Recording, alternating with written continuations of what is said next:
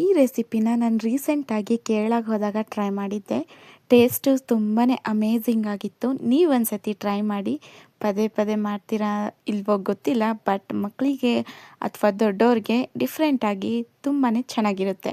ಒಂದು ಪಾತ್ರೆಯಲ್ಲಿ ಮೊದಲಿಗೆ ಸಣ್ಣದಾಗಿ ಕಟ್ ಮಾಡಿರ್ತಕ್ಕಂಥ ಈರುಳ್ಳಿ, ಟೊಮೆಟೊ, ಹುರ್ಕೊಂಡು ಎಣ್ಣೆಯಲ್ಲಿ ಫ್ರೈ ಮಾಡ್ಕೊಂಡಿರ್ತಕ್ಕಂಥ ಶೇಂಗಾ ಬೀಜ, ಒಂದು ಕ್ಯಾರೆಟು, 3 ಮೊಟ್ಟೆನ ಬೇಯಿಸ್ಕೊಬಿಟ್ಟು ಅದನ್ನು ಚಿಕ್ಕ ಚಿಕ್ಕದಾಗಿ ಈ ರೀತಿ ಕಟ್ ಮಾಡಿಕೊಂಡು ಇದನ್ನು ಆ್ಯಡ್ ಮಾಡಿ, ಮಂಡಕ್ಕಿ ಬರುತ್ತಲ್ವ, ಯಾವ ಮಂಡಕ್ಕಿ ಆದರೂ ನೀವು ತಗೋಬೋದು. ಮಂಡಕ್ಕಿನ ನಿಮ್ಮ ಕ್ವಾಂಟಿಟಿಯಲ್ಲಿ ಎಷ್ಟು ಬೇಕೋ ಅಷ್ಟನ್ನು ಹಾಕಿ, ಇದು ಎಗ್ ಬೇಲ್ಪೂರಿ ಅಂತ ನಾನು ರೀಸೆಂಟಾಗಿ ಕೇರಳಕ್ಕೆ ಹೋದಾಗ ಟ್ರೈ ಮಾಡಿದ್ದೆ. ತುಂಬಾ ಅಮೇಝಿಂಗ್ ಆಗಿತ್ತು ಟೇಸ್ಟು. ಅದಕ್ಕೆ ಮನೇಲಿ ಟ್ರೈ ಮಾಡೋಣ ಅಂತ ಇವತ್ತು ಮಾಡ್ತಾಯಿದ್ದೀನಿ.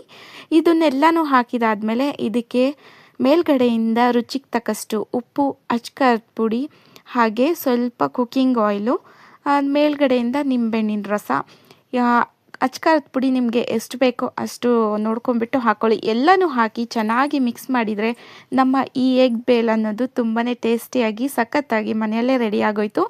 ಅಲ್ಲೇನಪ್ಪ ಅಂದರೆ ಕೇರಳದಲ್ಲಿ ಈ ಬೇಲ್ ಮೇಲೆ ತಲೆಕಾಲು ಸೂಪು ಇರುತ್ತಲ್ವ, ಅದನ್ನು ಮೇಲ್ಗಡೆ ಹಾಕ್ಕೊಡ್ತಾರೆ. ಬಟ್ ನಾನು ಮನೇಲಿ ಮಾಡ್ತಾ ಇರೋದ್ರಿಂದ ಆ ರೀತಿ ಏನೂ ಸೂಪ್ ಇಲ್ಲ. ಬಟ್ ಟೇಸ್ಟು ಈ ರೀತಿ ಮಾಡ್ಕೊಂಡು ತಿಂದ್ರೂ ತುಂಬ ಚೆನ್ನಾಗಿರುತ್ತೆ.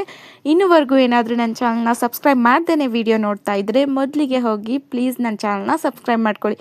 ಇದೇ ರೀತಿಯಾದ ಈಸಿ ರೆಸಿಪೀಸ್ನ ನಾನು ನಿಮ್ಮ ಜೊತೆ ಶೇರ್ ಮಾಡ್ತಾನೆ ಇರ್ತೀನಿ. ಹಾಗೆ ಈ ರೆಸಿಪಿನ ಒಂದ್ಸತಿ ಖಂಡಿತವಾಗ್ಲೂ ಟ್ರೈ ಮಾಡಿ ನೋಡಿ, ಮಕ್ಕಳಿಗೆ ತುಂಬಾ ಇಷ್ಟ ಆಗುತ್ತೆ. ಮೇಲ್ಗಡೆಯಿಂದ ಸ್ವಲ್ಪ ಕೊತ್ತಂಬರಿನ ಹಾಕಿ ಈ ಬೇಲ್ನ ಮನೆಯವ್ರಿಗೆ, ದೊಡ್ಡವ್ರಿಗೆ, ಚಿಕ್ಕವ್ರಿಗೆ ಎಲ್ರಿಗೂ ಕೊಟ್ಟರೆ ನಿಮ್ಮ ಫ್ಯಾನ್ ಆಗ್ತಾರೆ. ಯಾಕಂದರೆ ಅಷ್ಟು ಟೇಸ್ಟ್ ಅಮೇಝಿಂಗ್ ಆಗಿ ಬರುತ್ತೆ. ಒಂದ್ಸತಿ ಟ್ರೈ ಮಾಡಿ. ಇನ್ನೂವರೆಗೂ ಚಾನಲ್ನ ಸಬ್ಸ್ಕ್ರೈಬ್ ಮಾಡಿಲ್ಲ ಅಂದರೆ ಸಬ್ಸ್ಕ್ರೈಬ್ ಮಾಡಿ. ನೋಡ್ತಾ ಇರ್ಬೋದು ಎಷ್ಟು ಸಖತ್ತಾಗಿ, ಎಷ್ಟು ಟೇಸ್ಟಿಯಾಗಿ ನಮ್ಮ ಬೇಲ್ 5 ನಿಮಿಷದಲ್ಲಿ ರೆಡಿ ಆಗೋಯ್ತು. ಈ ರೆಸಿಪಿ ನಿಮ್ಗೆ ಇಷ್ಟ ಆಗಿದ್ದರೆ ಫ್ರೆಂಡ್ಸ್, ಫ್ಯಾಮಿಲಿ ಜೊತೆ ಶೇರ್ ಮಾಡಿ. ಹಾಗೆ ನನ್ನ ವಿಡಿಯೋನ ಫಾಲೋ ಮಾಡ್ಕೊಳ್ಳಿ. ಯಾಕಂದರೆ ನಾನು ಈ ರೀತಿ ಈಸಿ ರೆಸಿಪೀಸ್ನ ಶೇರ್ ಮಾಡಿದರೆ ಆ ವಿಡಿಯೋ ಬೇಗನೆ ಬಂದು ನಿಮ್ಮ ಮಾತ್ರ ತಲುಪುತ್ತೆ.